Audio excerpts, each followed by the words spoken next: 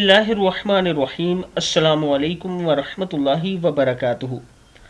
आबिद राजा channel की तरफ से आज मैं अपने दोस्तों को रसूलुल्लाह सल्लल्लाहु अलैहि वआलिहि वसल्लम की गुफ्तगू का तरीका बताऊंगा कि वो कैसे गुफ्तगू किया करते थे।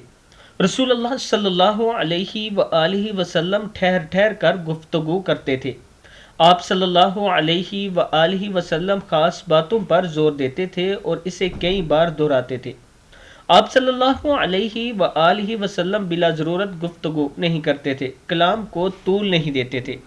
सिर्फ वो कलाम करते थे जिस पर सवाब की उम्मीद होती। जब कलाम करते तो सहाबा इकराम अदब से सर झुका लेते। सख्त बात कहने के आदी ना थे, ना चिल्लाकर बोलने वाले, ना किसी को ऐब लगाने वाले, ना तंग दिल, ना बखील। रसूलुल्लाह सल्लल्लाहु अलैहि वआलिहि वसल्लम का चेहरा हशाश बशाश था। आप सल्लल्लाहु अलैहि वआलिहि वसल्लम की हंसी कभी मुस्कुराहट से आगे नहीं बढ़ी।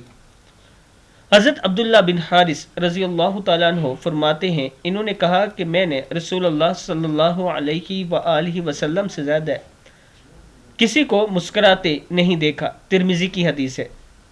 ऊपर भी हवाले सारे मौजूद हैं। मैं अपने दोस्तों से गुजारिश करूँगा कि अपने अंदर भी ये तमाम सलाहियत पैदा करें, इस तरह गुफ्तगू किया करें।